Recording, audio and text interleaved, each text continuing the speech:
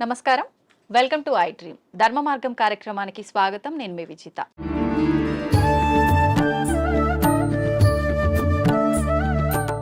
సాధారణంగా మనిషి యొక్క ఆయుష్ అనేది 100 ఏళ్ళు 100 సంవత్సరాలు అని చెప్పి మనందరం కూడా వాడుక భాషలో మాట్లాడుకుంటూ ఉంటాము. కానీ కొద్ది మంది మాత్రమే 100 ఏళ్లకు పైబడిన వాళ్ళని మనం చూస్తూ ఉంటాము. 100 ఏళ్ళు కూడా లేకుండా 60లు, ఇప్పుడు ప్రస్తుతం మాత్రం 40లోనే వాళ్ళ జీవనాన్ని కొనసాగించలేకపోవటం అయితే ప్రస్తుత పరిస్థితుల్లో మనం చూస్తున్నాము.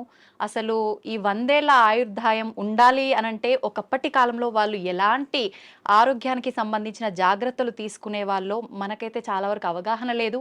కానీ ప్రస్తుతం నాతో పాటు ఉన్నారు స్వామీజీ. వారు 109 సంవత్సరాలు వారి జీవనాన్ని కొనసాగిస్తూ ఉన్నారు. చాలా ఆరోగ్యంగా కూడా ఉన్నారు.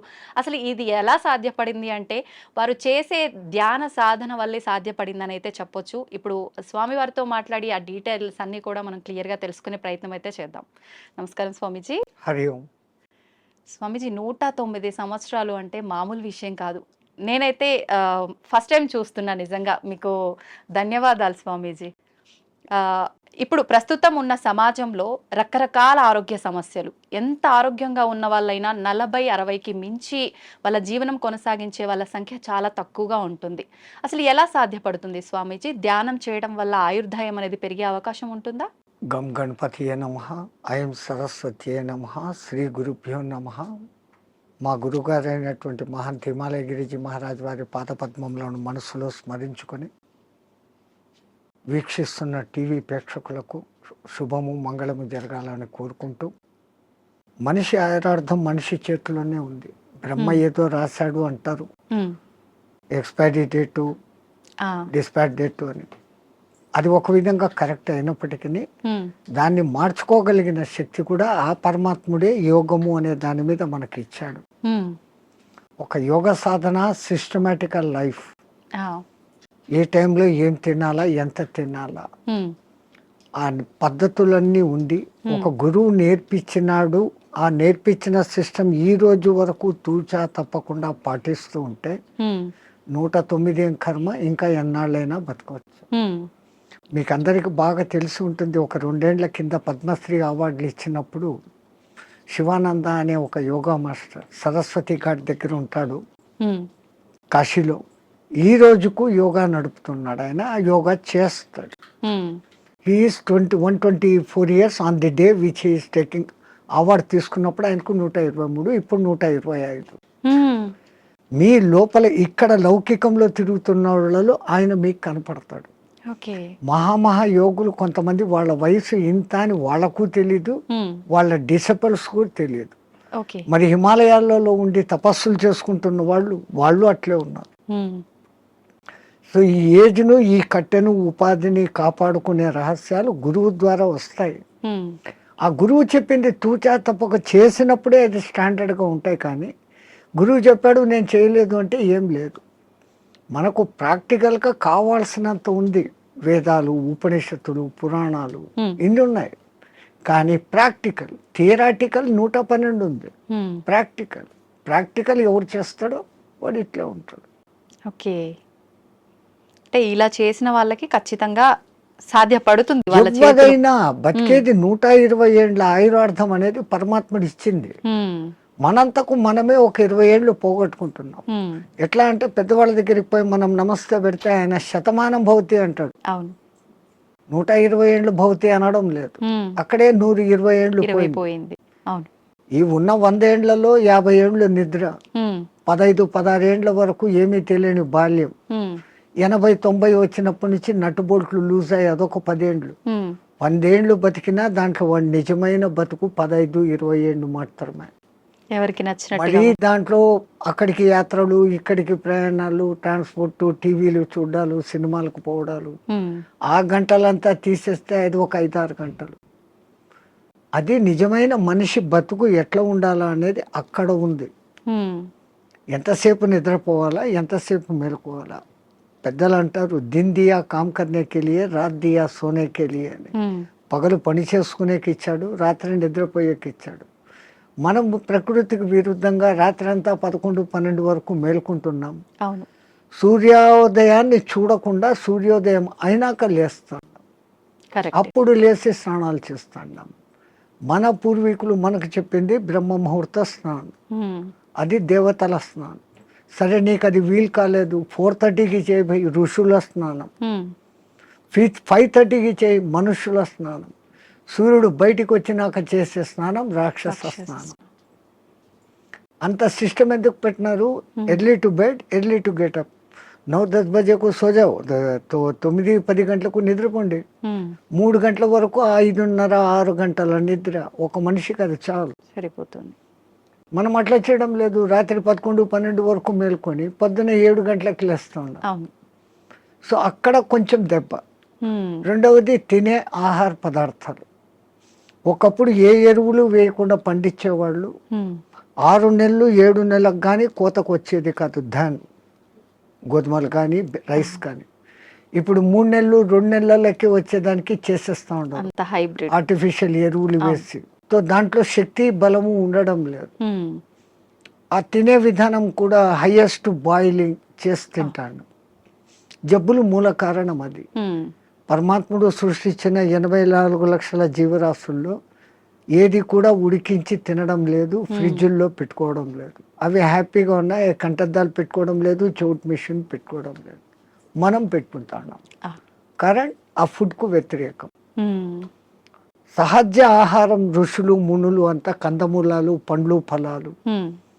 పరమాత్ముడు ఏది న్యాచురల్గా ఇచ్చినాడో అప్పటికది తినేస్తారు. మళ్ళీ సాయంత్రానికి రేపటికి అని దాచిపెట్టుకోవడం కూడా లేదు.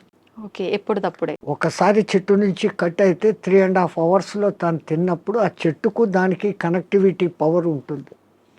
ఆ ఫలము శక్తివంతంగా ఉంటుంది. దాన్ని మనం ఫ్రిడ్జ్లో పెట్టేసి స్టాక్ పెట్టుకొని ఎప్పుడెప్పుడో తింటాం. ఆ చెట్టు కనెక్టివిటీ ఆ పండులో నుంచి పోతుంది. పండు రుచి ఉంటుంది, శక్తి తగ్గిపోతుంది.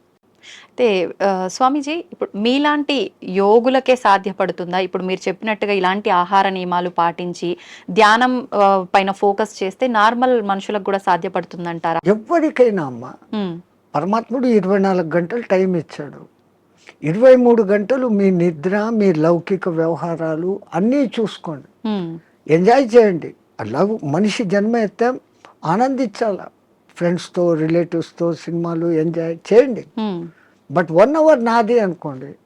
ఈ 1 అవర్లో ఒక 1/2 అవర్ బాడీ ఫిట్నెస్ ఎక్సర్సైజులు, ఒక్క 40-30 మినిట్స్ నేను ఎవరు అన్న ప్రశ్న వేసుకొని మీలోకి మీరు ప్రయాణం.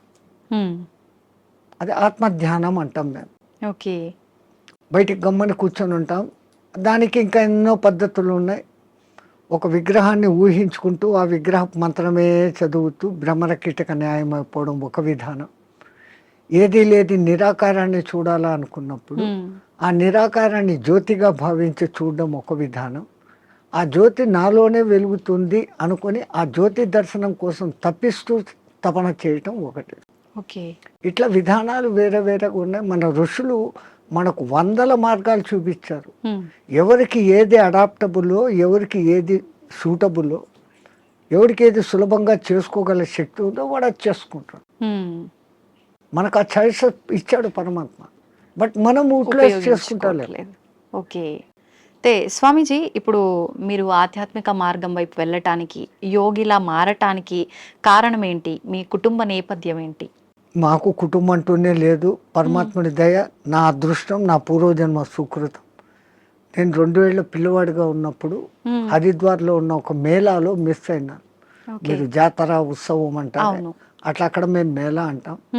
ఆ మేళాలో మిస్ అయినాను. ఏ ప్రాంతం నుంచి వచ్చానో, నా కులం మతం ఏమి నాకు తెలియదు.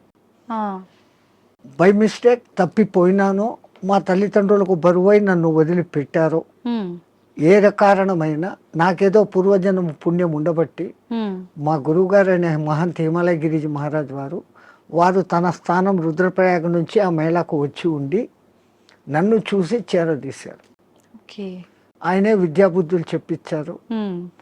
ఆ తర్వాత ఆయన దగ్గరనే 7.5 ఏళ్ళు శిష్యరికం చేసిన తర్వాత, డిగ్రీ అయిపోయిన తర్వాత ఆ మహానుభావుడు ఆ 7.5 సంవత్సరాలలో ఈ కుండలిని విద్య, యోగము, పురాణాలు, ఇతిహాసాలు, వేదము, ఈ సాధనలు చెప్పి ధర్మ ప్రచారం నీ కర్తవ్యం. ఉమ్, దేశం ఎట్లుందో తెలుసుకోవాలంటే ముందు పాదయాత్రతో దేశమంతా తిరిగిరా, చార్ధామ్ దర్శన్ అన్నారు. ఉమ్, బడా చార్ధామ్ అని ఒకటి, చిన్న చార్ధామ్ అని రెండు ఉన్నాయి. ఓకే. బద్రీ, కేదార్, గంగోత్రి అనేది చార్ధామ్ చోట.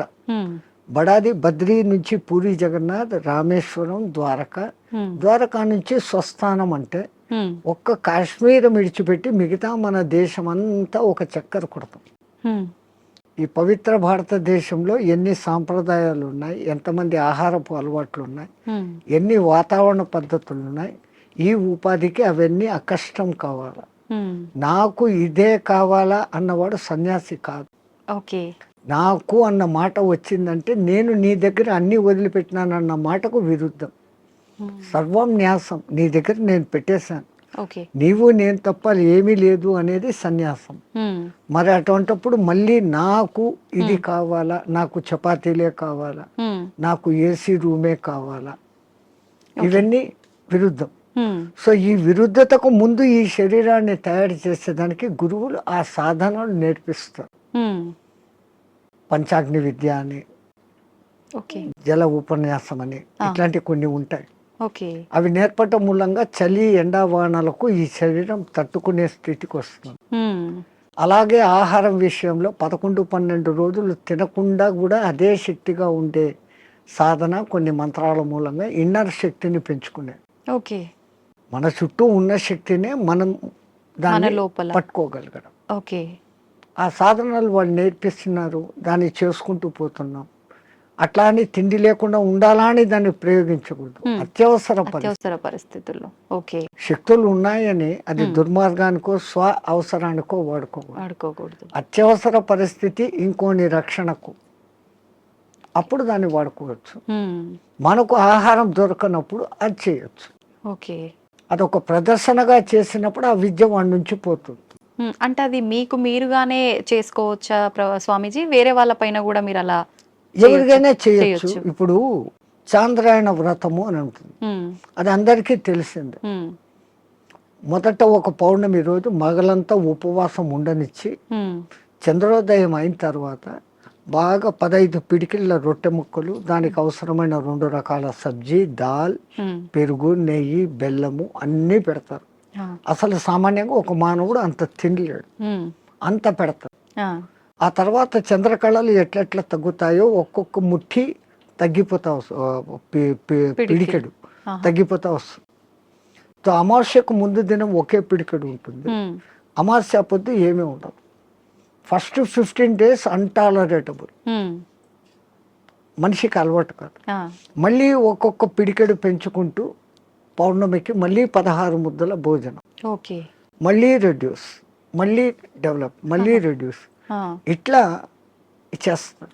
మొదట్లో మాకు కూడా చాలా బాధ అనిపించి మా గురువు గారితో అడిగాం, ఇట్లా కొంచెం కొంచెం చంపే బదులు ఒకటేసారి చంపేయచ్చు కదా పబ్లిక్. ఆయన అన్నాడు, రే ఈ పాపీ పేట్, ఈ పుట్ట ఇట్లా జానడు ఇట్లా జానడు. ప్రపంచంలో ఎంత పెద్ద గుంతనైనా రోజు 3 పిడికెళ్ళు మన్ను వేస్తే 10 ఏళ్లకో 20 ఏళ్లకో నిండిపోతుంది. అవును. ఈ పుట్టకు 4 సార్లు 5 సార్లు వేసినా నిండదు. నువ్వు దీన్ని జయించుకున్నావంటే జితం జిహ్వా జితం సర్వం, నాలుకను నువ్వు జయిస్తే రుచులను తప్పించి ఎంత నీకు అవసరమో అంత నువ్వు తిన్నప్పుడు ఆ పొట్ట మీద నీకు కాబు వస్తుంది. అప్పుడు నువ్వు ప్రపంచంలో ఎవరికి లొంగాల్సిన పనులు. ఈ ఆకలే కదా మనిషిని లొంగదీస్తుంది, అపరాధాలు చేయిస్తుంది, అబద్ధాలు ఆడిస్తుంది. అంటే వాడి కోసం, ఆ పొట్ట కోసం, వాడి మీద ఆధారపడిన పొట్టల కోసం. దీని మీదనే కాబు పొందితే ఏంటే అవసరం లేదు. మేము ఎక్కడో పాదచారులుగా తిరిగేటప్పుడు మాకెప్పుడో పిలిచి భిక్ష పెట్టడు. మళ్ళీ సన్యాసంలో ఇదొక రోజు, ఎవరైనా పిలిచి భోజనం పెడితే తినాలా తప్ప మాకై మేము ఇట్లా అనకూడదు. అడిగితే అది రుణం, వాళ్ళై వాళ్ళు ఇస్తే అది దక్షిణ. ఈ అర్థాలు ఉన్నాయి. రుణపడినాము అంటే ఆ రుణం తీర్చుకునేకి మళ్ళీ ఇంకో జన్మ ఎత్తాల్సిందే. జన్మరాహిత్య స్థితి కోసం సన్యాసం. మరి ఇప్పుడు మళ్ళీ ఈ లంపటంలో ఎందుకు పడాలి? ఎట్లాగో గురువు ఇచ్చిన సాధన ఉంది, ఉండొచ్చు, అప్పుడు వాడుకుంటాం దాన్ని. స్వామీజీ మీరు చెప్పారు కరెక్టే. అలా మేము చేయి చాపి అడిగామంటే అది రుణంలాగా ఉండి మరొక జన్మకి దారి తీస్తుంది. కానీ చాలామంది బాబాల్ని, స్వామీజీలని చూస్తున్నాం కదా! వాళ్ళు ఖచ్చితంగా తీసుకుంటూ ఉంటారు. వాళ్ళందరినీ దొంగ బాబాలు అలా అనొచ్చంటారా? ఈ ప్రకృతి పరమాత్ముడు సృష్టించిన దాంట్లోనే చెడు మంచి రెండు ఉన్నాయి. హ్మ్. హ్మ్. చెడు ఉన్నప్పుడే మంచి ఏదో మీరు ఐడెంటిఫై చేయగలుగుతారు. హ్మ్. బాగా ఎండలో తిరిగేసి వచ్చారు, మీ ఇంట్లో కూర్చొని ఫ్యాన్ ఆన్ చేశారు, ఆ చల్లగాలి ఆహా అంటున్నారు. ఈ ఆహా అని మీకు ఎప్పుడు అనిపించింది? ఆ ఎండ అనుభవించినాక, ఆ బాధ అనుభవించినాక. అవును. అది లేకపోతే మీరు జీవితాంతం ఫ్యాన్ కిందనే ఉన్నప్పుడు ఈ ఫ్యాన్ నాకు సుఖం ఇస్తుంది అన్న గుర్తింపు మీకు రాదు. ఉండదు. కరెక్టే. సో సుఖాన్ని మీరే గుర్తింపు చేసుకుంటున్నారు. ఎండలో తిరిగి ఉస్సు బస్సు నాకు నీళ్లు తప్పికెత్తంది మంట అనే ఫీలింగ్ వచ్చినప్పుడు కష్టాన్ని మీరే ఫీల్ అవుతాను. ఓ అది కష్టము, ఇది మంచిది, బాగుంది అనే కంపారిజన్ వస్తాను. ఓకే. అట్లా లోకంలో వేరే రకాలు ఉంటారు. ఇంకోళ్ళను మనం విమర్శన దృష్టిలో మేము చూడం. అతను దృష్టిపథం ఎట్లాడుతూ కొంతమంది ఉంటారు, మీ కర్మను తొలగించాలంటే మీ దగ్గర నుంచి ఏదో ఒకటి తీసుకున్నప్పుడు మీ తీసుకోవడం బాహ్యంగా ఉన్నా దాని వెనకల మీ కర్మను లాగలిగిన గొప్ప వాళ్ళు ఉంటే ఆ పని చేస్తారు. ఓకే. ఇంకా కేవలం బతుకు తెరువు కోసం ఈ బట్టలు వేసుకొని తిది తింటున్నాం చేస్తున్నాం అనే వాళ్ళు ఉన్నారు లోకం. కానీ నే మట్టుకు నా వరకు అసలు నేను అందరికీ చెప్పేస్తా, ఇంకొన్ని నువ్వు విమర్శించకు, కంపేర్ చేసుకోకు. నీ కర్తవ్యం నువ్వు చేసుకుంటావు, నీ గురువు నీకేం చెప్పాడో అది చేసుకుంటావు. కంపారిజన్లోకి పోతే ప్రపంచమంతా ఇంకా సమస్యలే. స్వామీజీ, క్రియాకుండలి అంటుంటారు, ఇది ఒక విద్యనా? ఇది నేర్చుకోవటం వల్ల ఎటువంటి మార్పులు గమనించవచ్చు అంటారు? యోగం అంటేనే కలయిక. విడిపోయాం పరమాత్మ నుంచి, మళ్ళీ పరమాత్మతో కలవాలా అనుకోవడమే యోగం. ఆ ఒక్క యోగ సాధనకు మన పూర్వీకులు అనేకంగా క్రియాయోగం అని, కర్మయోగం అని, భక్తి యోగం అని, జ్ఞానయోగం అని, కుండలిని యోగం అని, హఠయోగం అని, క్రియాయోగం అని, నాదయోగం అని, స్వరయోగం అని. స్వరయోగం అంటే ముక్కుల ద్వారా గాలి ఎటుపోతుంది ఎటు వస్తుంది అని ఇన్ని రకాలు ఉన్నాయి. అది కూడా మనకు ఇవ్వబడిన చాయిసెస్. నీకు దేంట్లో నిష్ణాతత వరకు పోగలుగుతావు. ఇప్పుడు స్టడీస్లో తీసుకుంటే బిఏ అయినాక ఎంఏ, ఎంఏ అయినాక ఎంఫిల్, ఏమో అంతతో నువ్వు దాంట్లో పర్ఫెక్ట్. అవును. సో దీంట్లో కూడా ఫండమెంటల్స్ నుంచి ఆ స్థాయికి నువ్వు పోగలిగినప్పుడు యూ విల్ అచీవ్. ఓకే. ఎవరైనా కానీ అచీవ్ కావచ్చు. చాయిసెస్. అట్లాంటి దాంట్లో ఈ క్రియాయోగం అనేది ఒకప్పుడు వైదిక కాలంలో ఉండేది, మధ్యలో లుప్తం అయిపోయాయి. ఆ లుప్తమైపోయిన దానికి మనుషులకు తిరిగి అందించాలని దాని మూల పురుషుడైన మహావతార్ బాబా ఒక మహానుభావుడిని ఎన్నుకొని అతని మాధ్యమంగా చేసుకొని కొన్ని వేల గ్యాప్ మధ్యలో తర్వాత మళ్ళీ ఆయన ద్వారా ప్రచారంలోకి తీసుకొని వచ్చారు. ఓకే. ఆయన తీసుకొని వచ్చిన వాళ్ళలో క్రియాయోగం చేస్తే ఫలితం ఇట్లుంటుంది అని లోకానికి చూపించినోడు ఒక యోగి ఆత్మకథ రాసినాడు కదా, పరమానంద. ఆయన డెడ్ బాడీ 15 రోజుల వరకు చెడలేదు. అది యోగి శక్తి. క్రియాయోగం చేస్తే క్రియాయోగం చేస్తే దాంట్లో చేయాల్సిన దాంట్లో కఠినతరమైన సాధన ఏమంటే ఖేచరీ ముద్ర. ఈ నాలుకను వెనకకు మడిచి చిన్న నాలుకను ఉండే దాని వెనకకు పెట్టి నాసికా రంధ్రాలను క్లోజ్ చేస్తూ సాధన చేసినప్పుడు ఆ చిన్న నాలుక బ్రహ్మ మన మైండ్లో నుంచి ఒక రసం ఊరి ఒక డ్రాప్ పడుతుంది. అది అన్నాహారాలకు నీటి దప్పికలను కానివ్వకుండా చేయటమే కాకుండా ఈశ్వరానుసంధాన శక్తిని కలగజేస్తుంది. బ్రహ్మరంధ్రం యాక్టివేట్ అయ్యేటట్టు చేస్తుంది. షట్చక్రాలు యాక్టివ్గా ఉండేదానికి కారణభూతమైంది. షట్చక్రాలు ఎప్పుడు యాక్టివ్గా ఉంటాయో ఆ షట్చక్రాలు నియంత్రిస్తున్న ఇన్నర్ ఆర్గాన్స్ అన్ని యాక్టివేట్. దేహం ఆరోగ్యంగా ఉంటుంది, మనసు ఆరోగ్యంగా ఉంటుంది, ఆత్మ ఆనంద స్థితిలో ఉంటుంది. ఈ సాధన చేయడానికి ఎంత కాలం పడుతుంది స్వామీజీ? చాలా కష్టంతో కూడుకున్నదే కదా. దాన్ని బలవంతంగా ఆ నాలుకను సాగదీస్తూ వెనకున్న నరాన్ని కట్ చేసి లోపలికి తోసుకుంటూ తిప్పలు పడేదానికే 3-4 ఏళ్ళు అవుతుంది. అది బలవంతంగా చేసింది.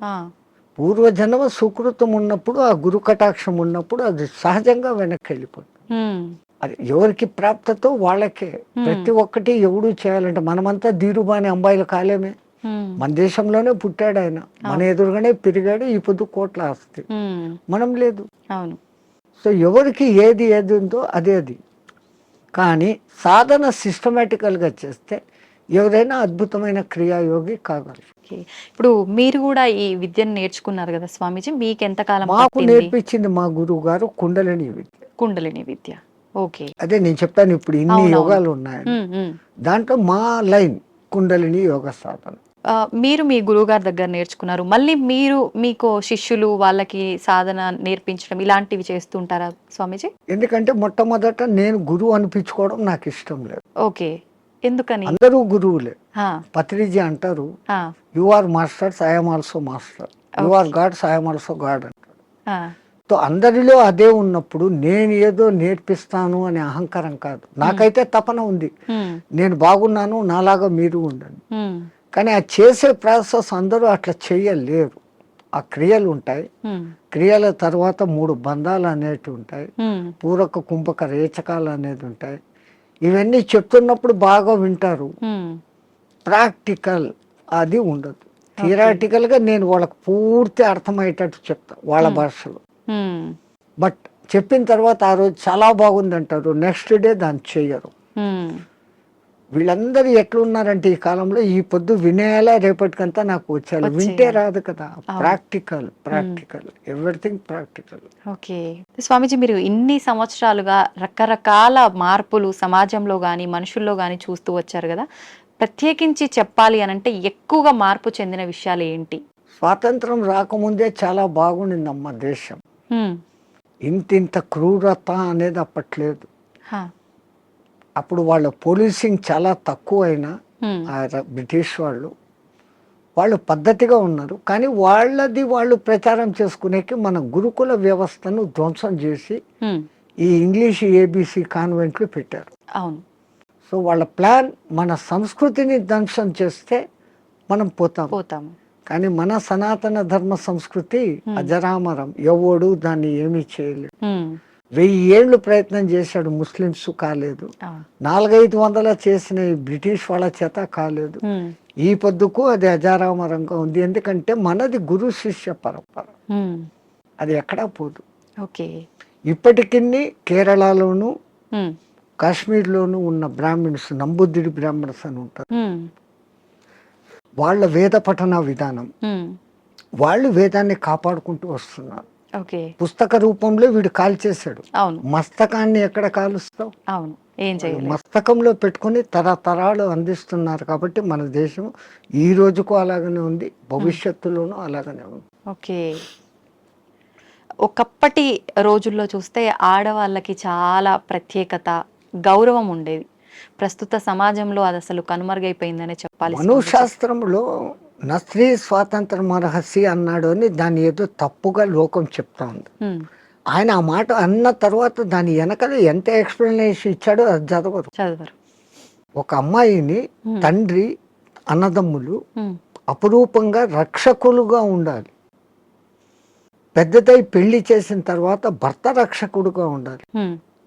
తనకు వయసు పెద్దదైనప్పుడు సంతానము తల్లిని అపురూపంగా చూసుకోవాలి అని ఆయన చెప్తూ, ఇంతమంది ప్రొటెక్షన్లో ఉండే ఆమెకు వేరేగా స్వాతంత్రం అవసరం లేదు అన్న మాట అంటే దాన్ని మనం మిస్అండర్స్టాండ్ చేసుకొని ఆ స్త్రీలకు స్వాతంత్రం లేకుండా చేశారు, మీ సంస్కృతి వెస్ట్, మేము చూడు ఎంత ఫ్రీనెస్గా ఉన్నాము అని. ఫ్రీనెస్గా ఉండి 3 రోజులకు ఒకసారి విడాకులు తీసుకుంటున్నారు. మన సనాతన ధర్మంలో విడాకులు అన్న వ్యవస్థ లేదు. ఒక్కసారి పెళ్లి చేసుకుంటే జీవితాంతం వాళ్ళిద్దరూ కలిసిమెలిసి ఉండాలా అన్నంత వ్యవస్థ పెట్టారు. స్వామీజీ, మీరు అన్నది కరెక్టే, కానీ ప్రస్తుత సమాజంలో చూసుకుంటే విడాకుల సంఖ్య చాలా పెరిగిందనే చెప్పాలి. ఎందుకంటే ఈ డామినేషన్ పెరిగిపోయింది. నేను నీలాగా చదువుకున్నాను, నన్ను తక్కువ ఎక్కువ చూస్తున్నావు అన్న డిఫరెన్స్లు వస్తాను. ఒక చిన్న కాంప్రమైజ్, ఆయన అట్లా అన్నాడు, నేను ఇట్లా అన్నాను అంటే అది విడిపోతుంది. ఎవరో ఒకడు తగ్గడము ఎక్కడము చేసుకుంటూ పోయినప్పుడు ఆ బంధం మొదట్లో కొంచెం కొట్లాటలు జరిగినా జీవితాంతం సాగుతుంది. ఈ మధ్య ఏమైపోయింది, చిన్న చిన్న విషయాలకు కూడా ఆ ఫారినర్స్ లాగానే ఈ రోజు పెళ్లి 3 నెలలకే డైవర్స్, అవును. అభిప్రాయ భేదాలు. లవర్స్ పెళ్లి చేసుకున్న వాళ్ళు కూడా విడిపోతారు. వీళ్ళు ఒకళ్ళనొకళ్ళు ముందు అర్థం చేసుకోవడం, ముందు అర్థం చేసుకొని ఈమెది తన ఇంట్లో తాను రాణిలాగా పెరిగింది, ఇప్పుడు వాళ్ళందరినీ వదిలి మా ఇంటికి వచ్చింది, నా పేరు నిలబెడుతుంది నా కుటుంబంలోకి వచ్చి అని ఆమెను అంత గౌరవంగా ఈయన చూసుకున్నప్పుడు, ఇప్పుడు మా అమ్మా నాన్నలు మా అత్త మామలే, నా మొగుడే నాకు దేవుడు అన్నట్లు ఈమె చూసుకున్నప్పుడు లోకంలో ఈ డిఫరెన్సెస్ రావు. తప్పు ఇటుందా అటుందా కాదు, వీళ్ళిద్దరి మధ్య సరి అయిన అవగాహన ఉందా లేదు. ఒక తల్లికి ఏం భయం ఉంటుంది, 20 ఏళ్ళ వరకు పెంచుకున్న కొడుకు ఎక్కడ ఆమె కొంగులో కట్టేసి వెళ్ళిపోతుందో అనేది తల్లి బాధ. నేను మా వాళ్ళందరినీ ఇడిచిపెట్టి ఇక్కడికి వస్తే ఈమె పెత్తనం ఏంది, నా మొగుడుతో నాకు స్వేచ్ఛ లేదు అని ఈమె. కరెక్ట్ చెప్పారు స్వామిజీ. ఆ భావ ఈ విధంగా ఉన్నప్పుడు ఇట్లుంటుంది. మా అమ్మని విడిచిపెట్టేస్తాను, వీళ్ళే ఈ అత్తమామలే నా అమ్మ నాన్న అనుకున్న మెంటాలిటీలోకి ఈమె వచ్చినప్పుడు గొలాట లేదు. నా ఆడబిడ్డలు వేరే ఇంటికి ఇచ్చాను, ఆ పేరే ఆడబిడ్డ, ఈడ బిడ్డ కాదు ఆడబిడ్డ అంటాడు. నా బిడ్డలు నాడిచ్చాను, అట్లాగనే కదా నాకు వచ్చింది. ఈ కొడలు ఇప్పుడు నా కూతురు అనుకుని చూసుకుంటూ వీళ్ళు ఉన్నప్పుడు ఎక్కడ కొట్లాట్లు, ఎక్కడ తేడాలు? అట్లా ఉన్న కుటుంబాలు కూడా ఉన్నాయి, ఎన్నో నేను చూశాను. చాలా మంది ఇండ్లకు నేను భిక్ష పోయినప్పుడు అమ్మ అమ్మ అని తిరుగుతుంటే ఆ అమ్మాయిని నేను వాళ్ళ కూతురు అనుకున్నాను, వచ్చినోడు వాళ్ళ అల్లుడు అనుకున్నాను. చూస్తే వీళ్ళ కొడుకు ఆమె కోడలు, అంత అన్యోన్యంగా ఉన్నా, ఎంత హ్యాపీ ఫీల్ అవుతాం. అవును, అది ఎక్కడో ఒక్క కుటుంబంలో అత్తాకోడన్ల గలాటలు, డామినేషన్లు. అవును, ప్రపంచం అంతా అట్లా లేదు, మన భారతదేశం అట్లా లేదు. ఎందుకంటే మనం పెంచిన పెంపుదల పిల్లల్లో ఆ ప్రవర్తన అట్లే ఉంది, మన సనాతన ధర్మం. అది చెప్పకపోవడంతో ఈ మధ్య ఈ డిఫరెన్స్. సమిష్టి కుటుంబంలో పెరిగిన పిల్లలు అద్భుతంగా ఉంటారు, ఎందుకంటే వాళ్ళకి అన్ని ఆప్యాయతలు, మా అత్త ససు అన్ని వరుసలు అక్కడ ఉంటాయి. పెళ్లికి ముందు నుంచే అత్త, మేనత్త, మేనమామ, మామ, అత్త, ఇవన్నీ వరుసలు ఉంటాయి. సో ఆ అఫెక్షన్ లో పెరిగిన వాడు ఎప్పుడు లవ్ డిస్ట్రిబ్యూట్ చేయాలని చూస్తాడే తప్ప ఈ ఇన్కన్వీనియన్స్ ఫీల్ కాడు, ఇన్సెక్యూరిటీ ఫీల్ కాడు. ఇప్పుడు సమాజం ఎట్లా ఉంది, పెళ్లి పొద్దు చేసుకుంటారు, వేరే కాపురం అంటారు. ఆ పుట్టిన పిల్లలను వీళ్ళిద్దరు ఉద్యోగాలకు వెళ్ళిపోతారు, ఆయానో లేకుండా అంటే ఇంకెక్కడో పెంచుతాడు. వాడు అఫెక్షన్ లేకుండా పెరగటంతో మనిషిలో క్రూయాలిటీ పెరుగుతా. ఇప్పుడు జరిగే ఈ అరాచకాలన్నిటికీ కారణం ఇదే అంటారా? నేను అదే, వాడు ఇన్సెక్యూరిటీగా పెరిగాడు, అవును అవును, దురలవాట్లకు ఈజీగా పడిపోతాడు, డామినేషన్ వస్తుంది. అవును, ఇవన్నీ కారణం వానికి లవ్ అండ్ అఫెక్షన్ దొరకపోవడం. అసలు తల్లి మామూలుగా ప్రేమగా పాలు ఇవ్వడం లేదు. 6 నెలలు 1 సంవత్సరం ఆ తల్లి వెచ్చదనం అనుభవిస్తూ ఆ పాలు ఆ ముఖాన్ని చూస్తూ చేసిన వాడిలో ఉండే అఫెక్షన్, ఆ తల్లి నాన్న కన్నా అంట మాట్లాడిస్తూ ఉండే ఆ అఫెక్షన్ వాడి భవిష్యత్తులో ఇంకొన్ని హింసించాలా తిట్టాలనే భావన రాదు. అన్నింటికీ మూల కారణం ముందు తల్లి.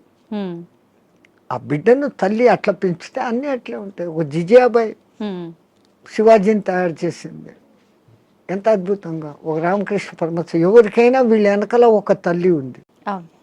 ఆ తల్లి డైవర్షన్ ఇంత అద్భుతంగా.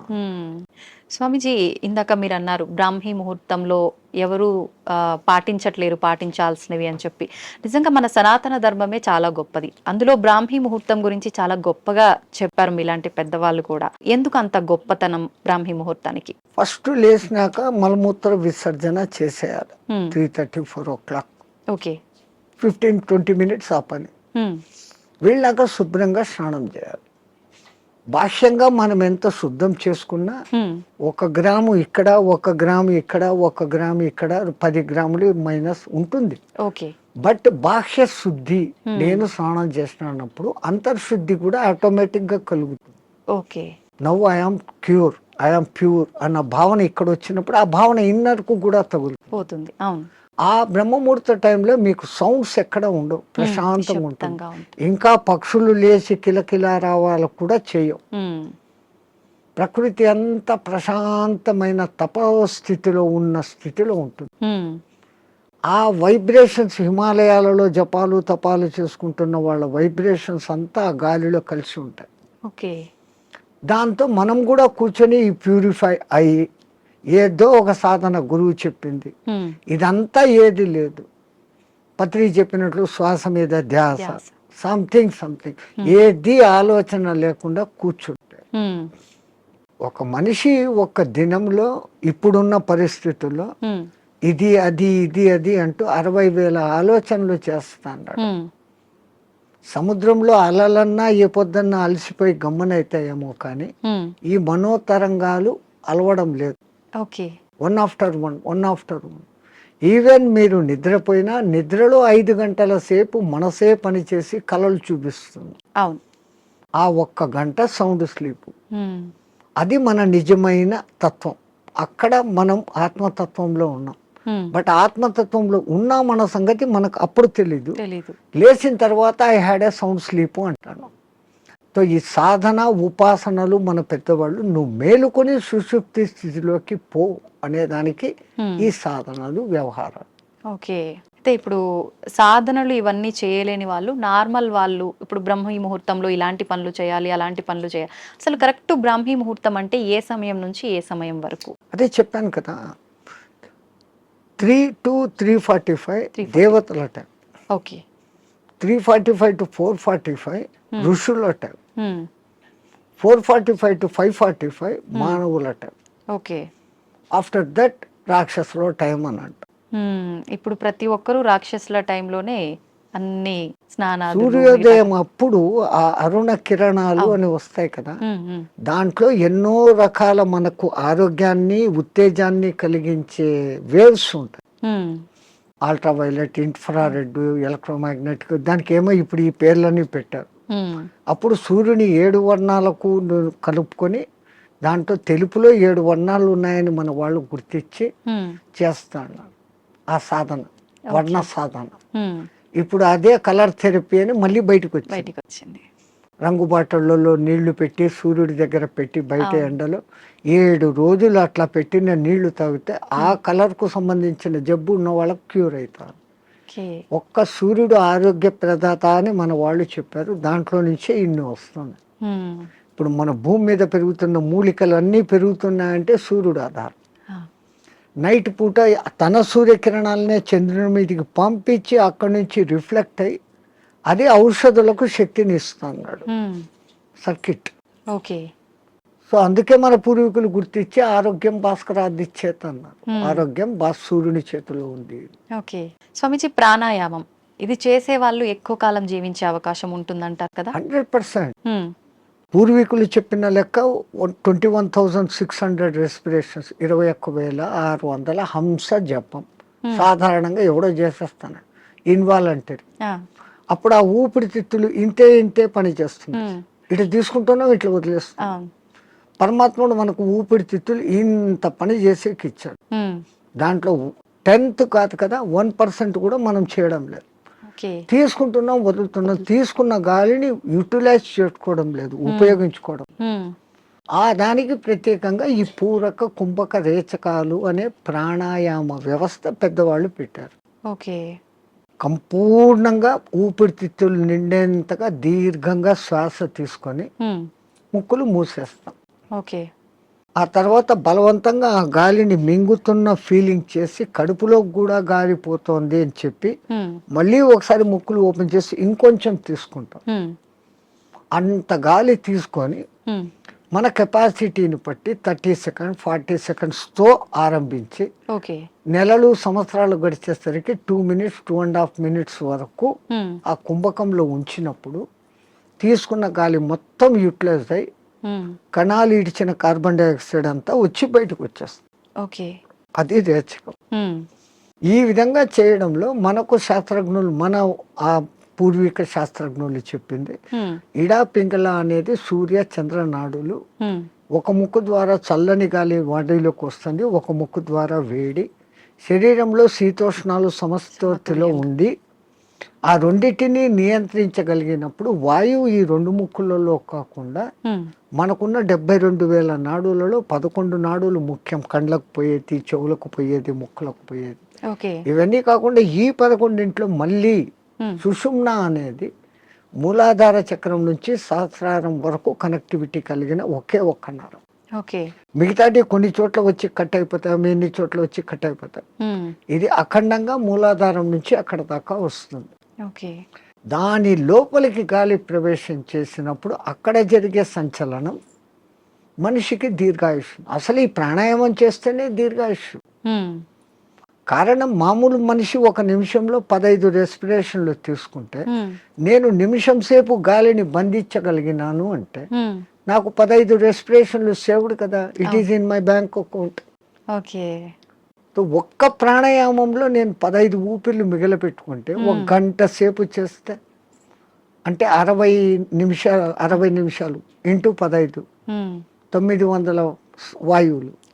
ఒక 10-11 దినాలు చేస్తే 9,000, 21,000 వచ్చేదానికి ఒక 10 రోజులు 1 నిమిషం చేస్తే 10 దినాల తర్వాత నాకు 1 దినం ఆయుష్ పెరిగింది. It is in my hands. So అదే నేను 2 నిమిషాలు చేస్తే 5 రోజుల్లోనే నాకు 1 రోజు ఆయువు పెరిగింది. అది కారణం. ప్రాణాయామంలో అది రహస్యం. ఇంకా ఈ ప్రాణాయాన్ని ఇంకా బాగా డెవలప్ చేసుకొని ఇడా పింగళలో కాకుండా సుషుమ్నలోకి ప్రవేశం చేస్తూ ఎక్కిస్తూ ఆడిస్తూ ఉన్నప్పుడు ఏదో ఒక దినం మన అదృష్టము, ఆ గురు కటాక్షము, దైవానుగ్రహము ఉండి ఆ గాలి కుండలిని ప్రేరేపిస్తుంది. ఒక్కసారి కుండలిని ప్రేరణ చేసినాక ఈ ఆత్మతత్వం ఏం, సృష్టి రహస్యం ఏం, పరమాత్మ ఏం, నేను ఏం అన్న సంగతి వాడికే తెలిసిపోతుంది. ఇంకా అది బయటికి చెప్పుకునేందుకు కానీ ఆనంద స్థితిలోకి వాడు ఉంటాడు ఆ సాధకుడు. ఇది మామూలు వాళ్ళకి సాధ్యపడుతుందా స్వామీజీ? ఎవరికైనా, పశుపక్షాదులకు కూడా దేవుడు ఆ కుండలిని శక్తి ఇచ్చాడు. ఇప్పుడు మా ఫిజికల్ బాడీ తయారీలో మెదడు, చేతులు, కాళ్ళు, రెక్కలు, ఇంటర్నల్ ఆర్గాన్స్, గుండె, ఊపిరితిత్తులు అని మీకు ఫిజికల్గా ఎట్లా కనపడుతున్నాయో కనపడని అంగాలు, షట్చక్రాలు అనేటివి, నాడులు అనేటివి, అవి విశ్వశక్తి ప్రసారకాలు. నరాలలో రక్త ప్రసరణ, ఆక్సిడేషన్ ఇది జరుగుతుంది. మన వాళ్ళు ఈ 2 రకాలుగా చూశారు. అది వ్యవహారం. అక్కడ ఆ తేడాను గమనించి వాళ్ళు ఆ సాధనాలు చేశారు. మాకు కనపడదు, అది లేదు అనుకుని వాళ్ళ లోకం, ఈ లోకమే, ఈ జన్మే శాశ్వతం అనుకునేది వాళ్ళ సిద్ధాంతం. మనకు జన్మలు ఉన్నాయి అన్నది మన సిద్ధాంతం. ఇప్పుడు చాలా మంది ధ్యానం చేయాలనుకుంటారు, కానీ మనసుని నియంత్రించుకోలేకపోతుంటారు. ఏకాగ్రత లోపిస్తూ ఉంటుంది, రకరకాల ఆలోచనలు కదులుతూ ఉంటాయి. ఎలా నియంత్రించుకోగలుగుతారు స్వామీజీ? మనసుకు ఒక్క డ్యూటీ అప్పచెప్తే పాపం మనసు ఏం చేస్తుంది? గమ్మన ఉన్నప్పుడు 112 ఆలోచనలు చేస్తాను. ఇప్పుడు మీరు కుట్టు పని చేస్తారు, మిషన్ మీద కూర్చున్నారు, మీకు కుట్టు పని తెలుసు. ఇన్వాలంటరీగా మీరు ఆ బట్ట అక్కడ పెడతారు, ఎట్లా పొడి చేయాలో చేస్తారు, కాళ్ళు కదుపుతూ ఉంటారు, కుట్టు మిషన్ నడుస్తుంటుంది, కళ్ళతో చూస్తుంటారు, కుట్టు పోతుందా లేదా పోతుంది. ఇదంతా ఎట్లొచ్చింది? ఒక ప్రాక్టీస్, ఒక దినంలో రాదు. సో అక్కడ మీరు మనసంతా ఎక్కడ పెట్టారు? కుట్టు లైన్ గా పోతుందా లేదా అనేదాన్ని. ఇంకోటి ముగ్గులు వేస్తారు బయట, మీరు 5 చుక్కలు ఇట్లా పెట్టాలా, 3 ఇట్లా పెట్టాలా ప్లాన్. ఈ ఒక్క లైన్ తో అన్నిటినీ ఇట్ట తిప్పి ఇక్కడికి తీసుకుని వస్తారు. మీ ఆంధ్రాలో రథం ముగ్గు అని వేస్తారు, అన్ని చుక్కలను ఒక్క లైన్ తో కలుపుతారు. సో అక్కడ వాళ్ళ కాన్సన్ట్రేషన్ అంతా ఎక్కడుంది? నేర్చుకున్నప్పటి నుంచి ఎట్ట తిప్పారు, కళ్ళు అట్ట పోతుంటాయి, చెయ్యి అట్ట వెళ్ళిపోతా ఉంటుంది. సో ఈ కాన్సన్ట్రేషన్ మీరు అక్కడ పెట్టారు. అట్లే మనం ఒక్క దాని మీద కాన్సన్ట్రేషన్ పెట్టినప్పుడు మనసు ఆ టైంలో మీకు 2వ ఆలోచన ఏముంది? ముగ్గు వేస్తున్నప్పుడు మా మామ అట్లా అన్నాడు, మా కొడుకు ఇక్కడ పోయినాడు, ఇవన్నీ ఆ టైంలో లేదు. టిఫిన్ చేయాలా, అది నథింగ్. సో అక్కడ ఐడియల్ అయిపోయింది. సో ఒక్క పర్టికులర్ డ్యూటీ మనసుకు అప్పచెప్పతే ఆ మనసు అదే చేస్తాం. అందుకే మన పూర్వీకులు ఒక తమాషా ఎగ్జాంపుల్ చెప్తారు. ఎవరో ఒక ఆయన తపస్సు చేశాడు, దేవుడు ప్రత్యక్షమైతే నా అన్ని పనులు చూసుకునేదానికి ఒక సెక్రటరీని నాకు అపాయింట్ చేయి. వాడు దేవుడే ప్రత్యక్షమైతే వాడు ఇట్లాంటి వరం అడిగాడు, అది కూడా నేను చెప్పంగానే చేసేయాలా అన్నాడు. డేంజర్ రా, నువ్వు ఎప్పుడు దానికి పనులు చెప్పలేవు, అది పనులు చెప్పకపోతే నీకే తినేస్తుంది అని. నో ప్రాబ్లం, నేను ఎప్పుడు పనులు చెప్తాను దానికి అన్న. ఆ, ఆ దెయ్యం ప్రక్షేపమైంది. నాకు ఒక 6 అంతస్తులు బిల్డింగ్ కట్టు అన్నాడు. ఉమ్, 6 అంతస్తులు బిల్డింగ్ కట్టేదానికి 2-3 ఏళ్ళు అవుతుందని వీడు అనుకున్నాడు. ఆ, అది పట్టు అనింది, బిల్డింగ్ తయారైపోయింది. ఉమ్, మహారాజ్ ఇంకేం పని అనింది. కుక్కర్ కావాలా, ఫ్రిడ్జ్ కావాలా, బెడ్ కావాలా, ఏసీ కావాలా. వీడు ఇట్లా అడుగుతున్నాడు, అక్కడక్కడ అన్ని వచ్చేస్తాను. వచ్చేస్తా ఉన్నాయి. ఇంక ఓకే. ఏం అడిగేదానికి లేకుండా పోయింది. ఉమ్, ఇంక దానికి పని చెప్పకపోతే వీడి పని పడుతుంది. అంతే. అప్పుడు వాడు గురువు దగ్గరికి పోయినాడు. ఉమ్, మహారాజ్ బుద్ధి లేక నేను ఇట్లాంటి వరం అడిగినాను, ఇది ఇట్లా చేస్తుంది అనుకోలేదు. What am I to do, క్యా కర్నా మై? ఆ, అరే ఉస్ భూత్ కో ఇతర లేకే ఆ దేయాన్ని ఎక్కడికి తా అన్నాడు. ఆ, అది వచ్చింది. మా గురువు చెప్పిన పని చేయను, దానికి కమాండ్ అన్నా. ఉమ్, అది ఇంకోటి మాట, వీడి మాట వినాలి కదా. అవును. వీడు చెప్పినాడు, మా గురువు చెప్పినట్టు చేయన్నాడు. ఉమ్, ఓకే మహారాజ్. గురు మహారాజ్ ఏం చేయమంటారు అని. ఆ, అక్కడ ఒక తాటి చెట్టు ఉండేది, దాన్ని ఎక్కువ దిగు అన్నాడు. అది ఈ రోజుకు ఎక్కి దిగుతానే ఉంది. ఆ, సో టెక్నిక్ అవును. అట్లా ఇదే దృష్టి, మనం ధ్యాస, నేను చెట్టు ఎక్కుతున్నాను, ఈ చెట్టులోకి శ్వాస ఎక్కి దిగుతా ఉంది. ఓకే. దాన్ని అబ్జర్వ్ చేస్తూ ఉంటే మీ మనస్సుకు ఉమ్, ఇప్పుడు ఇంకా అదే డ్యూటీ. అవును, అవును. దానికి రెండో డ్యూటీ లేదు, ఆ దయ్యానికి రెండో డ్యూటీ, మనసుకు రెండో డ్యూటీ లేదు. లేదు. ఈ ఎక్కి దిగడం గమనించడం, ఉమ్, అదే ప్రాణాయామ ప్రక్రియలో కూడా. ఓకే. దాన్ని మంత్రంతో జోడించి చేస్తే ఇంకా శక్తివంతం. ఓకే. మన బాడీలోని కణకణము మంత్రబద్ధమైతూ ఒకానొక దినానికి ఈ మాంసపిండం మంత్రపిండం కాగలుగుతుంది. ఉమ్, మంత్రంతో అనుసంధానం చేస్తుంది. ఓకే. మంత్రాలు చదవలేని వాళ్ళు ఉంటారు, ఉమ్, మాకు మంత్రాలు ఇష్టం లేదు, మేము మతం కాదు అనే వాళ్ళు అంటే ఉంటారు. మంత్రం ఎవరికి వాళ్ళు చెప్పుకోవాలా స్వామీజీ, ఉపదేశం తీసుకోవాలా గురువుల దగ్గర నుంచి? అందుకే గురువు అవసరం, గురు బినా విద్యా నహి అని. ఆ, కొన్నాళ్ళు ఆయన దగ్గర శిష్యరికం చేసినప్పుడు వీడు దేనికి సూటబుల్, ఉమ్, నేను ఇచ్చే విద్యను వీడు సద్వినియోగం చేస్తాడా, దుర్వినియోగం చేస్తాడా. ఉమ్, అందుకే పాతకాలంలో కొన్నాళ్ళు నా దగ్గర సేవ చేయి అంటారు. ఉమ్, మన మెంటాలిటీ అర్థమవుతుంది. ఓకే. వాడు సిడ్ఫిరా అయితే గనక నేనేం నీ దగ్గర సేవ చేసేది, నాకు ఇంత పైసా ఉంది అంటాడు. ఆ, ఆ వినయత ముందు మనిషిలో ఉండాలి. ఉమ్, ఆయన దగ్గర ఈ పని చేస్తే నాకు మంచి జరుగుతుంది అనే విశ్వాసం ఉండాలి. ఉమ్, ఈ రెండు ఉన్నప్పుడు ఆ గురువు గాడిదను చూపించి ఇది దేవుడు, దీన్ని పూజ చేయంటే చేసినప్పుడు ఆ గాడిదలోనే నీకు దేవుడు కనపడుతుంది. ఓకే. तो पहला विश्वास प्रथम सोपान. విశ్వాసం అనేది అన్నిటికీ ఉండాలి. మించిన శక్తి. ఓకే. ఇక్కడ ఒకటి అచీవ్ చేయాలనుకున్నప్పుడు దాని మీద నేను చేయగలనా లేదా ముందే డిసిషన్ తీసుకోండి. ఉమ్, గురువు ఒక మంత్రం ఇచ్చాడు, ఈ అనుష్ఠానం ఇట్లా చేయాలా, రోజు లేచి ఈ అగ్ని తర్పణాలు చేయాలా, ఉమ్, ఇవన్నీ నేను చేయగలనా లేదా అనుకున్నప్పుడు గురుదేవా ఇయ్యండి అనాలి. ఆ మంత్రం తీసేసుకున్నాను, నేను చేసుకోలేదు, ఉమ్, దాన్ని చేయాల్సిన రీతిలో చేయకపోయినప్పుడు ఏం ఫలితం? ఓకే. సైకిల్ మోటార్ మీ దగ్గర ఉంది, ఉమ్, దానికి పెట్రోల్ పోసేది పని ఉంది కదా. అవును. పెట్రోల్ పోకుండా నేను కొనుక్కున్నాను 1,00,000 పెట్టి పోవాలా ఇది అంటే ఎట్లా పోతుంది? పెట్రోల్ పోయాలా, అవును. అప్పుడప్పుడు దానికి ఏదో ఆయిల్ పోయాలా, రిపేర్ మైనర్ రిపేర్స్ చూసుకోవాలా, ఉమ్, అప్పుడు ఆ బండి పోతుంది. ఓకే. లైక్ ది సేమ్ ఒక సిస్టమ్ ప్రాసెస్ అని గురువు చెప్పినప్పుడు ఉమ్, ఆ ప్రాసెస్ అంతా చేస్తున్నప్పుడు అది మిమ్మల్ని ఉద్ధరిస్తుంది. ఓకే. స్వామీజీ, హిమాలయాలు అనగానే మనకు అక్కడ ఇలా కొన్ని ఏళ్ల పాటు ధ్యానం చేసే వాళ్ళు ఉంటారని చెప్పి వింటుంటాం. నిజంగా అలాంటి వాళ్ళు ఇప్పటికీ ఉన్నారంటారా? 100% ఎంతో మంది. ఆ హిమాలయాలు అనే దానికి ముందు మా అనే అక్షరం పెట్టుకొని చదవండి. మహిమ ఆలయాలు. ఓ. మన దేశం మొత్తంలో చాలా కొద్ది ఆలయాలు ఉన్నాయి. ఉమ్, ఆ లయాలు అంటే అందులో లయం. ఉమ్, హిమ ఆలయం అంటే హిమంలో లయం కావడం. హిమం అంటే ఏంటి? మంచు. మంచు. నీటికున్న 3-4 లక్షణాలలో ఉమ్, ద్రవస్థితి, ఘనస్థితి, అవును.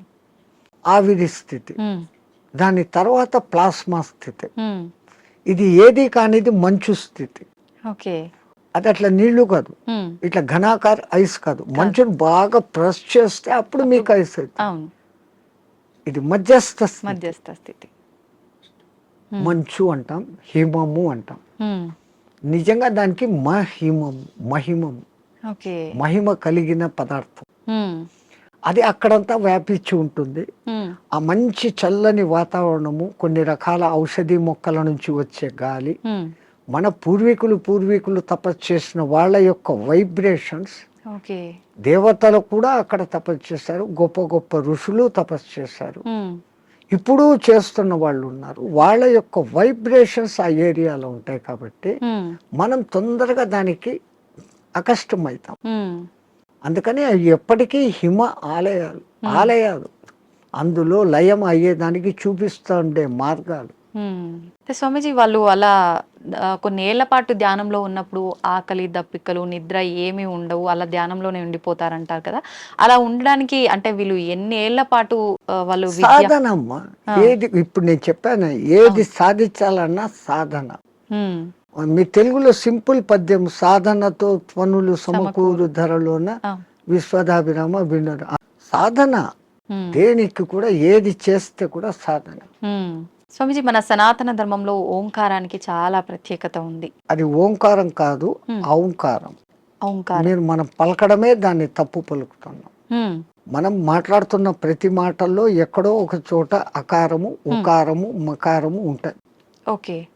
అకార ఉకార మకార అర్ధమాత్ర ఇది ఓంకార. అర్ధమాత్ర మకారం అన్నాడు. ప్లస్ ఆ. ఓకే. అర్ధమాత్ర అంటే ఉమ్, ఔం అని ఉచ్చరించినప్పుడు అకారము ఉకారము రెండూ పలకబడి ఓంకారం దీర్ఘమవుతుంది. ఓకే. అకారం అన్నప్పుడు మీ స్థూల శరీరం, ఉమ్, ఉకారం అన్నప్పుడు సూక్ష్మ శరీరం, ఉమ్, ఓంకారం అన్నప్పుడు కారణ శరీరం. ఓకే. ఇంకో విధంగా చెప్పాలంటే అకారం అన్నప్పుడు జాగృత్ అవస్థ, ఉమ్, ఉకారం అన్నప్పుడు నిద్రావస్థ, ఓకే. ఓంకారం అన్నప్పుడు సుషుప్తి అవస్థ. ఆ, సుషుప్తిలో మనం ఆత్మస్థితిలో ఉన్నాం.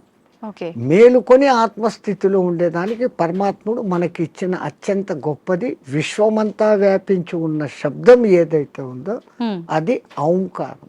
ఓంకారం కాదు, ఓంకారం. ఓకే. అయితే మనం ఇప్పుడు మీరు చెప్పినట్టుగా చూస్తే ఎవ్వరం కూడా కరెక్ట్గా దాన్ని పలకట్లేదనే చెప్పాలి, సాధన చేయట్లేదనే చెప్పాలి. మరి అక్కడే గురువులు చెప్పేది ఈ వివరమంతా చెప్పి, ఉమ్, ఒరే నైనా ఇట్లా ఉచ్చారణ చేయి అన్నప్పుడు విశ్వమంతా వ్యాపించున్న ఆ శబ్దంతో మన శబ్దము అనుసంధానం అవుతుంది. ఓకే. సైంటిస్ట్ ఇప్పుడు రికార్డు చేశారు, సూర్యుడిని చూస్తున్న శబ్దము ఔం ఔం అని ఉంది, ఓకే. గెలాక్సీ సౌండ్ ఔం అని ఉంది, ఉమ్, భూమి తిరిగే వేగపు సౌండ్, గ్రహాలు తిరిగే వేగపు సౌండ్ ఉమ్, వేరే వేరే విధంగా వినపడుతున్నాయి, కానీ అంతంగా ఔం ఔం అన్న శబ్దమే ఉంది. ఉమ్, సో దాన్ని ఇట్లా అట్టాడు చేసినప్పుడు ఉమ్, ఔం ముక్కుల ద్వారా వదులుతున్నాం. ఉమ్, మనం చేసేది ఓ అంటున్నాం. నోటి ద్వారా అంట. ఓడ అవును. అవును అనేది రావడంలే. అవును అనే దాని పక్కన శూన్యం పెట్టినప్పుడు ఔం. ఓకే. అకార ఉకార మకారాలు మూడు పలకపడతాయి. ఉమ్, ఇక్కడేం జరుగుతుంది, ఓ అంటున్నాం, అవును. నోటి ద్వారా గాలిపోతాం. అవును. సో మనం పూర్ణ ఫలితం పొందలేదంటే చిన్న పొరపాటు అక్కడ ఉంది. అది ఎందుకు అంత రహస్యంగా పెట్టి గురువులు శిష్యులకే చెప్పినప్పుడు దాన్ని అర్థం చేసుకొని వాడు చేస్తున్నాడు. ఉమ్, అందరికీ చెప్పాలా అంటే దానికి అర్హత ఉండాలి, ఆ ప్రాప్తత ఉండాలి. ఓకే. కానీ ఇప్పుడు అది కూడా మేము బహిరంగంగా అందరికీ చెప్తున్నాం. చెప్తున్నారు. నాయనా మీరు చేసుకునే వాళ్ళు పూజలు చేసుకునేటప్పుడు ఇట్లా చేసుకోండి, సామూహికంగా అర్చేయండి. అది అలవాటు అయిపోయింది, రాదు. అవును. అందరూ ఔం అని ఎక్కడా పలకరు. పలకరు.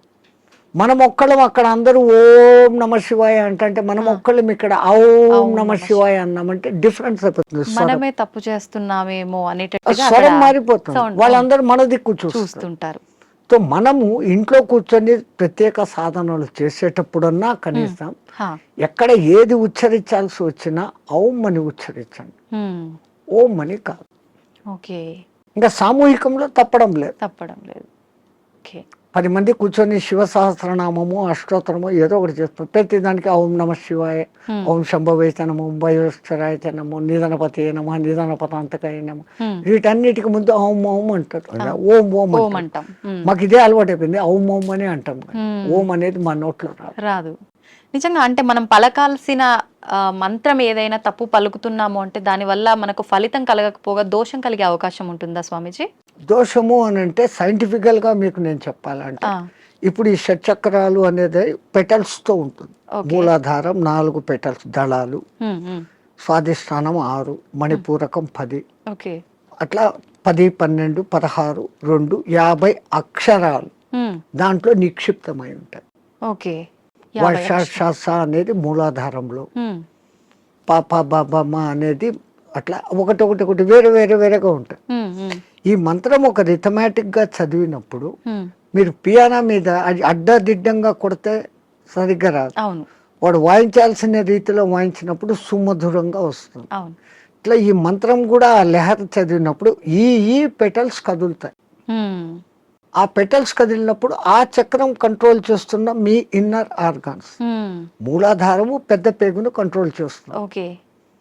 స్వాధిష్టానము చిన్న పేగులను, యూరినరీ బ్లాడర్ను, రీప్రొడక్టివిటీ ఆర్గాన్ను చేస్తుంది. ఉమ్, మణిపూరకము డైజెషన్ సిస్టము, చిన్న పేగులు ప్లస్ అన్నాశయము ఉమ్, వీటిని కంట్రోల్ చేస్తుంది. ఓకే. అట్లా ఏ అంగాలను అవి చేస్తుందో ఉమ్, ఆ ఈ జరిగే వైబ్రేషన్స్ ఆ అంగాలను శక్తివంతంగా ఆరోగ్యవంతంగా చేస్తాయి. చేస్తాయి. ఓకే. ముందు మంత్రాలలో ఉన్న అర్థం ఇది. ఉమ్, అందుకనే వాళ్ళు స్వరము ఇట్లా పలకాల ఇట్లా చేయాలని వేదం అందరూ చదవలేము అంటే కారణం ఒక గురువు దగ్గర 12 ఏళ్ళు నేర్చుకుంటే ఒక్క ఋగ్వేదం వస్తుంది మీకు. ఉమ్, ఒక్కొక్క వేదం నేర్చుకునేకి 12 ఏళ్ల కాలం ఓకే. సుస్వరంగా. ఉమ్, ఇప్పుడు అనేక మంది పాపం వేద పాఠశాలలు పెట్టి ఉమ్, మళ్ళీ మన పూర్వ సంస్కృతి ఇంత గొప్పదన్న సంగతి తెలుసుకుని తెలుసు. ఎట్లా చేస్తే బాగుంటుంది ఏమన్న సంగతి మీద పోతున్నారు. ఉమ్, ఓకే. వేదం అంతా సైన్స్ అమ్మా, ఊరికే ఏది చెప్పలేదు. ఉమ్, సంధ్యావందనం చేసే దగ్గర నుంచి సైన్స్. ఉమ్, ఇప్పుడు వీళ్ళు చేసే సంధ్యావనం తప్పు పట్టడం కాదు. ఉమ్, పాతకాలంలో వాళ్ళు ఏం చేశారు, నదిలో వక్షస్థలం లోతు నీళ్లలో నీటికి ఎదురు ప్రవాహానికి నిలబడి ఓ చెంబుతో నీళ్లు తీసుకొని ఉమ్, ఆ సూర్యుని దిక్కు పెట్టి ధారగా వదిలేవాళ్ళు. ఆ, ఎప్పుడైతే ఒక మనిషి ఇంత లోతు నీళ్లలోకి పోతాడో అపాన వాయువు ఆటోమేటిక్గా పైకి వస్తుంది. మామూలు నీళ్ల తొట్టిలో ఒక ఎంటీ చెంబును ముంచండి, ఎంత ప్రెషర్ వస్తుంది, అవును. లోపల గాలి లోపల పైకి నుంచి. రావాలని చూస్తాం. అవును. అదేమో ఇంత చెంబు, ఎంతో బలం ఉపయోగించాలి. కరెక్టే స్వామిజీ. సో ఈ అపాన వాయువు పైకి వస్తుంది. ఉమ్, మనం చెంబు నీళ్లు తీసుకొని అన్నప్పుడు ప్రాణవాయువుని తీసుకున్నాం. ఉమ్, ప్రాణ అపాన సమాయక్తం పచాన్యన్నం చతుర్జుదం అని భగవద్గీతలో చెప్పిన ఆ ప్రాణ అపాయాల సమ్మిళనం జరిగి ఉమ్, శరీరంలోని స్థూల సూక్ష్మ కారణ శరీరాలకు ఆ శక్తి పోతుంది. ఓకే. ఆ ధార అట్లా వదులుతున్నప్పుడు సూర్యకిరణాలు ఆ ధారలో నుంచి ఫిల్టర్ అయ్యి వచ్చి ఇట్లా పెట్టి పోసేటప్పుడు సరిగ్గా మన షట్చక్రాలు ఉంటాయి. ఆ ధార మన ఎదురుగా షట్చక్రాల దగ్గర పడతా ఉంటుంది. ఉమ్, ఆ కిరణాలు ఆ ఈ ధారలో నుంచి ఫిల్టర్ అయ్యి మన షట్చక్రాలకు ఉమ్, కావాల్సిన కిరణాలను అందిస్తుంది. సూర్యుడిలో అనేక కిరణాలు ఉన్నాయి. సహస్ర కిరణుడు అని ఆయనకు పేరు. 1000 రకాల కిరణాలు ఉన్నాయి. ఒక్కొక్క కిరణం ఒక్కొక్క పని చేస్తుంది. ఉమ్, ఆ పని చేయడం కూడా 12 నెలలలో ఒక్కొక్క నెలకు ఒక్కొక్క విధంగా చేస్తుంది. ఉమ్, అందుకనే ద్వాదశాదిత్యుడు అని పేరు పెట్టారు. ఉన్న సూర్యుడు ఒక్కడైనా ఉమ్, ఒక్కొక్క నెలలో ఆయన మార్పులు చెందుతూ ఆ కిరణాల ప్రవాహం ఇస్తాడు. ఇప్పుడు ఈ విధంగా సంధ్యావందనం చేసినప్పుడు రావాల్సిన గుడ్ కిరణాలు మనలోకి వచ్చి ఉమ్, ఆరోగ్యం బాగుంటుంది. చక్రాలు నీట్గా యాక్టివేట్ అవుతాయి. ఓకే. అసలు గాయత్రి మంత్రం 24 అక్షరాలు చదివినప్పుడు మన 24 తత్వాలు శుద్ధీకరణ. ఉమ్, అవన్నీ వైబ్రేషన్ వర్డ్స్. ఓకే. శబ్దం వైబ్రేషన్ క్రియేట్ అవును, చేస్తుంది. పెద్ద పెద్ద సైంటిస్టులు ఇప్పుడు నిరూపణ చేస్తున్నారు. పలకాల్సిన రీతిలో ఓంకారం పలుకుతే ఉమ్, అది దూరంగా స్క్రీన్ మీద మీకు గొప్ప శ్రీచక్ర యంత్రాన్ని చూపించింది. ఉమ్, ప్రూవ్డ్. ఓకే. ఇంకొన్ని మంత్రాలు చదివినప్పుడు ఇంకొన్ని డిజైన్లు వచ్చినాయి. ఉమ్, అవన్నీ ఏది మన పూర్వీకులు యంత్రాలు అని గీస్తారే, అవును. ఈ గ్రహానికి ఇట్లా గీయాలి, ఇట్లా పెట్టాలి, ఉమ్, ఇంత చకోరాలు ఇంత వృత్తాలు అని. అవును.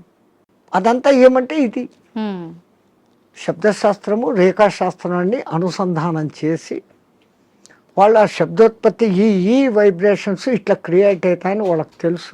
ఓకే. అందుకని ఆ రిథీమ్గా పలికినప్పుడు ఆ ఫలితాలు వస్తాయి. వస్తాయి. స్వామిజీ, నేనే గాయత్రి మంత్రంకి సంబంధించి అడుగుదాం అనుకున్నా, మీరే ఆ టాపిక్ తీసుకొచ్చారు. గాయత్రి మంత్రం ఆడవాళ్ళు చదవటానికి పనికిరాదు అని చెప్పి 100% చదవచ్చు.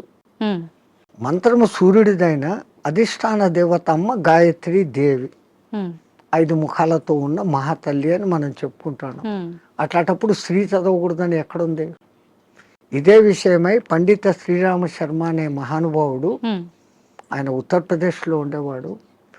24 ఏళ్ళు సంవత్సరానికి 24 లక్షల గాయత్రిని చేస్తూ ఉపాసన చేస్తే ఉమ్, ఆయనకు ఆ తల్లి తాను ఉన్న ప్రదేశం, విశ్వామిత్రుడు తపస్సు చేసుకున్న ప్రదేశాన్ని చూపిస్తే ఉమ్, అక్కడ పోయి ఈ అఖండ జ్యోతిని పెట్టి నిత్యము గాయత్రి యజ్ఞాలు చేస్తూ ఉమ్, ఆడవాళ్లకు యజ్ఞోపవీతాలు వేస్తూ గాయత్రి ఉపదేశం చేసేవాడు. ఓకే.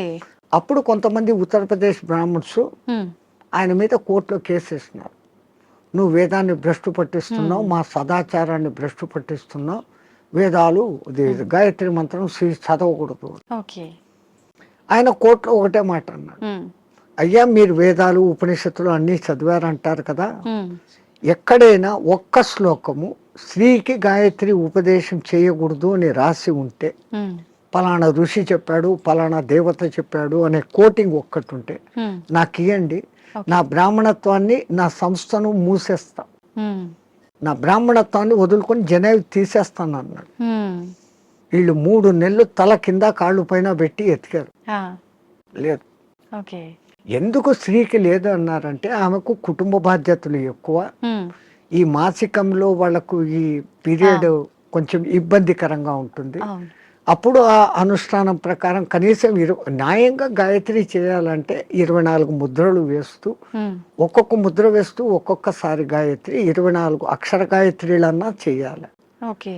మళ్ళీ దాంట్లో 3 రకాలు ఉన్నాయి. ఉమ్, ఒక్క గాయత్రి త్రిపద ఆ, 8 అక్షరాలతో ఉండాలి. ఓకే. అది అనుష్ఠుప్ ఛందస్సు అని ఇంకోటి ఉంది 32 అక్షరాలు, అది 4 పాదాలు ఉంటుంది, ఉమ్, ఉమ్, అది కూడా 8వ అక్షరాలుగానే వస్తుంది. ఉమ్, అదంతా ఒక రహస్యం. ఓకే. మళ్ళా నవార్ణవ గాయత్రి అని ఒకటి ఉంది, ఉమ్, అది చేయాలంటే అమ్మవారి నవార్ణవం అనే పూజలు ఎట్లా చేస్తామో దాంట్లో 9 ఔంకారాలు వస్తాయి. ఓకే. అవి ఎట్ట పట్టాలా, ఏది చేయకూడదు, అది బహిర్గతం చేయని విద్య. ఓకే. గాయత్రి అంటేనే రహస్యం అంటారు. అవును. కానీ ఆ మహానుభావుడు అది అందరికీ అర్హత కలిగించాడు, కుల మత భేదం లేదు. ఎందుకంటే అది మంత్రం సూర్య మంత్రం. ఉమ్, ఆ పండిత శ్రీరామ శర్మకు కుడి భుజంగా ఉన్నవారే రామకృష్ణ మహానుభావుడు, ఉమ్, ఆయన కూడా ఇదే చేశాడు. ఓకే. ఆ గాయత్రి దీని మూలంగా ఆ మహానుభావుడు అంత శక్తిమంతుడే, పండిత శ్రీరామ శర్మకు తగిన శిష్యుడు అని పేరు తెచ్చుకున్నాడు. ఉమ్, ఆ మహానుభావుడే చేరదీసి బాగా దగ్గరుండి చేసిన వాడే మీకు ఇప్పుడు బాగా ప్రసిద్ధుడైన మారెళ్ళ రవిశాస్త్రి. ఓ, ఆ పరంపర అట్లా వస్తుంది. ఉమ్, అదంతా పండిత శ్రీరామ శర్మ దయ. ఓకే. స్వామి, దైవాన్ని నమ్మటం వల్ల, పుణ్యక్షేత్రాలకు తిరగటం వల్ల మనశ్శాంతి అనేది లభిస్తుందంటారా? 100%. అసలు మీరు పోవడమే ఆ ఇంటెన్షన్. ఉమ్, కాశీకి పోతే నాకేదో పుణ్యం వస్తుంది, ఆడ ఏదో వదిలిపెట్టేస్తానే సెంటెన్స్ కాదు అది. ఉమ్, కాశీలో 12 జ్యోతిర్లింగాలలో విశ్వనాథుడు అక్కడ ఉన్నాడు, విశ్వానికి ఆయన నాథుడు. ఆ, ఆ క్షేత్రానికి పోయి ఆయన నామస్మరణ కొంచెం సేపు నేను చేయటం మూలంగా నాకు ప్రశాంతత దొరుకుతుంది అని ఫస్ట్ మీలో విశ్వాసం కలిగినప్పుడు ఉమ్, అక్కడున్న అన్నపూర్ణ అనుగ్రహము కలుగుతుంది. ఉమ్, ఆ బేడి ఆంజనేయ స్వామి కరుణ, గణేష్ పండ మహారాజ్ది అందరిది దొరుకుతుంది. ఉమ్, అందుకే ప్రతి ఒక్క రుచిముని అక్కడ స్థాపించిన లింగాలు ఉన్నాయి. 3000కు పైన గుళ్ళు ఉన్నాయి కాశీలో. శివునికి ఇష్టమైన ప్రాంతం అది. ఉమ్, భూమి అంతా మునిగిపోయినా కానీ త్రిశూలం పైన నిలబెట్టి ఉంటాడు అని చెప్పబడిన ప్రసిద్ధ క్షేత్రం. ఓకే. కాశీ కాశీ అంటూ కాశీకి పోకుండా చచ్చిపోయినా ఉమ్, కాశీకి పోయినంత పుణ్యం కలిగే క్షేత్రం అదొకటే. ఉమ్, మిగతా క్షేత్రాలకు పోతానని ముక్కుబడి పెట్టుకొని పోకుండా పోతే ఏదో ప్రమాదము, ఉమ్, వానికి శిక్ష ఉంది. అవును. కాశీ విషయంలో అలా లేదు. ఉమ్, అంతటి గొప్ప అక్కడికి వచ్చింది అంటే ఒకటి ప్రజల విశ్వాసము, అక్కడ తపస్సులు చేసిన వాళ్ళ యొక్క శక్తి హా, ధార పోయడం అనేది ఆ ప్రాంతానికి ఆ ప్రసిద్ధత వస్తుంది. ఓకే. భూమి అంతా ఒకటే అయినప్పటికీ అవును. సులభమైన ఉదాహరణ, ఇప్పుడు ఎండాకాలం కాదు, మామూలు చిన్న ఎండ ఉన్నప్పుడు ఉమ్, ఒక భూతద్దం తీసుకొని వచ్చి పేపర్ మీద పెడితే అది కాలుతా ఉంది. ఆ భూతద్దం నుంచి కిరణాలు కాన్సన్ట్రేషన్. అవును. అట్లా విశ్వశక్తి కాన్సన్ట్రేషన్ ప్రదేశాలు కొన్ని. అవి పుణ్యక్షేత్రాలు, తీర్థక్షేత్రాలు, ఓకే. తీర్థయాత్రలు. తీర్థం అంటే నీళ్లు. ఆ నీళ్లు ఎన్నో కొండల నుంచి ఆ ఖనిజాలను రాసుకొని దానిలో తీసుకొని చెట్ల వేర్ల ద్వారా ఆయా మూలికల శక్తిని తీసుకొని అవి రావటంతో ఆ నీళ్లు తాగితే శుభం. ఆ నీళ్లలో స్నానం చేస్తే స్కిన్ డిసీజెస్ పోతాయి. ఓకే. సో అది నీళ్ళ శక్తి, తీర్థయాత్రలు, పుణ్యక్షేత్రాలు అని పెట్టారు. స్వామి, ఇందాక మీరు స్టార్టింగ్లో అన్నారు కదా, చాలా మంది అంటుంటారు కాశీకి వెళ్ళినప్పుడు మనం ఏదో ఒకటి నచ్చింది వదిలిపెట్టి రావాలి అని చెప్పి చాలా మంది నమ్ముతుంటారు. అసలు నిజంగా ఎవరికి నచ్చిన దాన్ని వాళ్ళు వదిలేసి రావాలా? అసలు వదిలేయాల్సిన ఏంటి? అవును, నేను ఇట్లే చెప్తే ఒక ఆయన నాతో అన్నాడు, అవును స్వామి మీరు చెప్పినట్లే ఖచ్చితంగా వదిలిపెడతాను. మా నానమ్మ మా ఇంట్లో ఉంది, ఆమెను తీసుకెళ్తా కాశీకి, ఆమెను వదిలేస్తాను అన్నాడు. అది కాదు, మనకు అత్యంత ఇష్టము ప్రేమ కలిగిన పదార్థము తినేది కావచ్చు, మనం 24 గంటలు దాన్ని చూసి ఆనందించే వస్తువు, కానీ దాన్ని అక్కడ వదిలేసి ఇంకా దాన్ని తలుచుకోకుండా ఉండగలమంటే మన మనస్సు మీద మనం నియంత్రణ సాధించడం. మైసూర్ పాకు మీరు అక్కడ వదిలి వచ్చారమ్మా, మీకు బాగా ఇష్టం. ఇక్కడికి వచ్చిన 10వ రోజు 12వ రోజు ఎవడో పార్టీ పెట్టాడు, ఆడ మైసూర్ పాకు చూడంగానే ఈ కండ్లు మీకు ఆర్డర్ ఇస్తుంది, ముక్కు ఆ మైసూర్ పాకను పట్టేస్తుంది, నాలుక నీళ్లు ఉడతాయి. నేను కాశీలో వదిన నోర్మోయ్ నేను తినాను అంటే మీ మీద మీకు మెల్లగా కమాండ్ వచ్చింది, కనీసం ఆ భయంతోనన్నా. అట్లా కాశీలో వదలడం మూలంగా మీలో ఆత్మస్థైర్యత అనేది పెరుగుతుంది. అది బ్యాక్ రీజన్. కానీ ఏదో ఒక రీజన్, చాలా మంది రకరకాలుగా అనుకున్నా కూడా దాన్ని అయితే నమ్ముతూ వస్తున్నారు ఇప్పటికి. వెనకల కారణం ఇది అని మీకు తెలుసుకోవడం. అవును, అక్కడ మీకు ఆత్మస్థిరత, ధైర్యము అనేది పెరుగుతుంది. Self confidence, I can able to do this without that. అది లేకుండా నేను ఉండలేను అన్న వాళ్ళు, అది లేకుండా ఎదురుగా కనపడుతూ కూడా అది లేకుండా ఉండగలిగిన స్థితి అంటే మీలో ఎంతటి స్టెబిలిటీ వచ్చినట్లు. అది ఆత్మస్థైర్యం. మన పూర్వీకులు ఏది చేసినా అంత ఆలోచనతో. నీలో ఆత్మశక్తి పెరగాలంటే నీకు అత్యంతగా ఇష్టమైంది అక్కడ వదలాలి. ఎందుకంటే ఆ కాలంలో కాశీయాత్ర జీవితంలో ఒక్కసారి. అవును, ఆ 1000 కిలోమీటర్లు నడిచిపోయి మళ్ళీ వెనక్కి వస్తాడు. కాటికి పోయినవాడు కాశీ, అదేమో సామెత ఉంది మీ దాంట్లో, కాశీకి పోయినవాడు కాటికి పోయినవాడు ఒకటి అని. అవును, మళ్ళీ తిరిగి రారు అని చెప్పి. ఆ కాలం అట్లుంది, అడవులలో పోవాలి, దారిలో జంతువులు, వాతావరణం మారిపోవచ్చు. అవును, ఇన్నిటినీ తట్టుకొని అక్కడికి పోయి మళ్ళీ రాగలిగినాడంటే వాడు దేవునిగా పూజించేవాడు. రెండవది, వాడు వచ్చేటప్పటికి అక్కడ కాశీలో నేను పలానా వదిలేసి వచ్చాను మోనుకున్నాను అన్నప్పుడు వాళ్ళలో ఇక్కడ ఆత్మశక్తి పెరిగి వాడు ఇక్కడ ఎవరికి ఏ మంచి మాట చెప్పినా అది జరిగిపోతుంది, వాక్ శుద్ధి వస్తుంది. So when you develop your confidence you can able to do anything. So to develop your confidence అక్కడ పోయినాక ఒకటి వదిలిన వాళ్ళు బెనిఫిట్ పొందుతారు. స్వామి, చాలా మంది అంటుంటారు, అంటే ఇప్పుడు ఇందాక మీరు చెప్పినట్టుగా వెళ్ళిన వాళ్ళు తిరిగి రారేమో అన్న ఒక ఉద్దేశంతోటో మరేంటో తెలియదు, కానీ చాలా మంది నమ్మకం ఏంటంటే పిల్లలు ఉండి వాళ్ళ పెళ్ళిళ్ళు అన్నీ అయిపోయిన వాళ్ళు మాత్రమే కాశీకి వెళ్ళాలి, దర్శించుకోవాలి, అవన్నీ అవ్వని వాళ్ళు కాశీలోకి పోయి సస్తే మోక్షం అనుకుంటే కాదు. నాకు తెలిసి ఒక మంచి కోటీశ్వర దంపతులు 3వ తరాన్ని కూడా చూసేశారు. ఆ 3వ తరం కూడా 18 yearsకి వచ్చింది మనబళ్ళు. ఇంకా ఇంత అనుభవించిన కాశీలో పోయి చచ్చిపోతాం, వయసు కూడా అయిపోయింది, 80 ఏళ్ళు వచ్చినాయి. ఇద్దరు లవ్ మ్యారేజ్, ఇద్దరికి 80 ఏళ్ళు భార్యాభర్తకి. బట్ డబ్బు ఉంది, అక్కడ మంచి బిల్డింగ్ కొనుక్కున్నారు, 4 సర్వెంట్లను ఎత్తుకొని పోయినారు, వంట వండేకి పనులు చేసుకునేకి. రోజు పోయి స్వామి దర్శన్ వస్తూ ఉన్నారు. ఎప్పుడో ఒకసారి బంధువులు ఫోన్, బిడ్డలు వాళ్ళది, అంత ఆధ్యాత్మిక. మర్జాయంగే అంటున్నారు. 7 ఏళ్ళైంది, 8 ఏళ్ళైంది, 10 ఏళ్ళైంది. ఇక్కడ ఈ 18 ఏళ్ళ బిడ్డలు 28 ఏళ్ళ వయసుకు వచ్చినారు మన్మళ్ళు. వాళ్ళకి మ్యారేజ్, ముగ్గురికి ఒకేసారి కుదిరింది, వేరే వేరే కమ్యూనిటీ హాల్. తత పెళ్ళి మాది అంటే, అరే ఇక్కడ కాశీలో ఉండి 15 ఏళ్ళు అయిపోయింది, 95కి వచ్చినాం, అక్కడ గంగ నీళ్లు తాగి రోజు శివప్రసాదాలు తిని ఇంకా పుష్టి తయారైనారు. They can able to see, they can able to hear everything. బాగుంది. అరే ఇంకా ఉంటాం కదా, ఒకసారి పెళ్లి చూసుకొని వస్తామని ఫ్లైట్లో వచ్చినారు, ఓకే. వెళ్ళి చూసుకున్నారు, రాత్రి పడుకున్నారు. పడుకున్న వాళ్ళు పడుకున్నట్లే జై శ్రీరామ్ అయిపోయినారు. ఇద్దరు వాళ్ళకు కాశీలో మరణం లేదు. ప్రాప్తం లేదు. అరెరే. అందరికీ మరణము సాధ్యమా?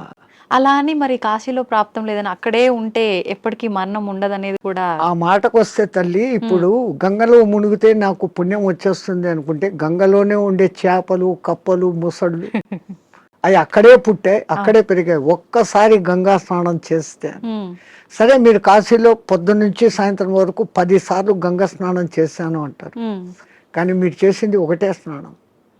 మీరు స్నానం చేయగానే ఆ నీళ్లు ఫ్లో పోయినాయి కదా. అవును. ఆ తల్లి నిరంతర ప్రవాహం, ఎప్పుడూ కొత్త నీళ్ళు అక్కడ ఉన్నాయి. స్నానం చేస్తే నాకు పవిత్రత వచ్చేసింది గంగలో చేస్తే అని కాదు. గంగలో స్నానం చేసే ముందు నా ఇంతకు ముందు నా గత జన్మ బుద్ధులు, గత జన్మ కాదు, నా గత జీవితం బుద్ధులు, లక్షణాలు మార్చుకుంటాను. నేను ఇంక మీద అట్లా ఉండను. అక్కడ మిమ్మల్ని మీరు జస్టిఫై చేసుకొని, తల్లి నాకు ఆ బుద్ధి ప్రసాదించు అని మునిగి లేచి, ఆ మాట ప్రకారం మీరు ఇక్కడ ఉన్నారంటే మీకు మోక్షము ముక్తి. అంతే తప్ప ఆడపోయి 100 మునకలు వేసి ఈడొచ్చి అత్తమామల్ని తిట్టో, అమ్మా నాన్నలను తిట్టో, భర్తని హింసించో, భార్యను హింసించో, సంవాట్ మగ ఆడ ఎవడైనా చేసేది ఈ తప్పులన్నీ ఇక్కడ చేస్తూ, నేను పోయి గంగలో 6 సార్లు మునిగొచ్చాను, నేను సస్తే మోక్షానికి, నువ్వు నువ్వు అక్కడ మార్పు చెందేదానికి మునగాలి. అందుకే పాతకాలంలో అక్కడ మునిగేటప్పుడు పంతుళ్ళు మీ చేత 10 మంత్రాలు చెప్పిస్తారు. దశ హరాయే గంగాయే స్వాహ. మనం శారీరకంగా, మానసికంగా, వాక్కు రూపంలో 10 రకాల తప్పులు చేస్తాం. ఈ 10 తప్పులను క్షమించు, ఈ తప్పులు నేను మళ్ళీ చెయ్యను, అది ఉండాలి. కరెక్టే స్వామిజీ. ఆ దేవుడా నేను చేశాను, నన్ను క్షమించు, మళ్ళా పోయి అదే చేస్తాను, నో యూస్ కదా.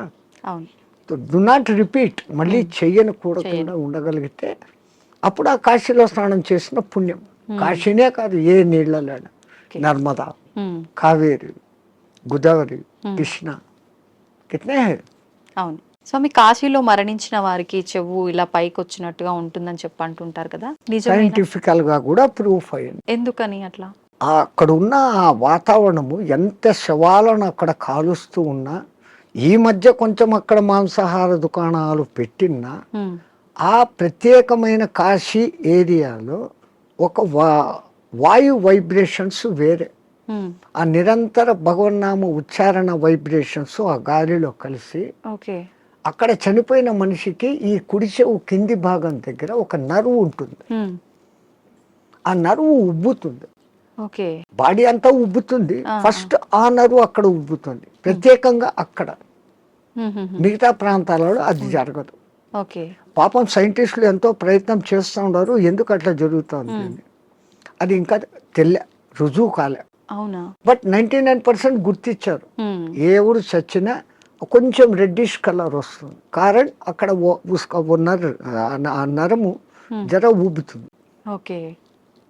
అయితే చాలా మంది దానికి రీజన్ ఇది అయ్యి ఉంటుంది, శివుడు అక్కడ చనిపోయిన వాళ్ళకి చెవులో ఏదో చెప్తాడు అది చూసి మన పూర్వీకులు అక్కడ వచ్చి రామతారకం చెవులో చెప్తాడు, ఆయన గట్టిగా చెవులు ఆగబట్టి అది అక్కడ ఎర్రగైంది అంటాడు.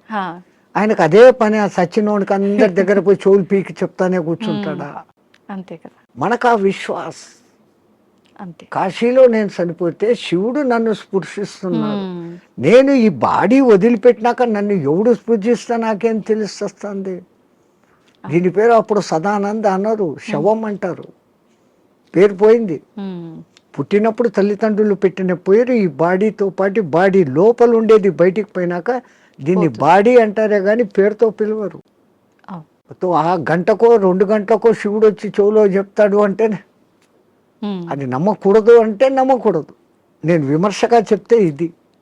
కానీ మనమంతా ఆధ్యాత్మిక లోకంలో ఆ విశ్వాసం తరతరాలుగా జరుగుతుందంటే ఎవడికో అది చెవుతో చెప్పాడు, ఇంకోడు చూశాడు. ఏ మాట బయటికి ఊరికే రాదు కదా. అది సత్యమైనప్పుడు నేను సస్తే అక్కడ శివుడు నన్ను చూస్తాడనే ఈ భావనతో పోవడమే ఎంత గొప్ప. ఆయన వచ్చి పీక్తాడో లేదో తెలియదు, కానీ పీక్తాడు అనేది మన సంపూర్ణ విశ్వాసం.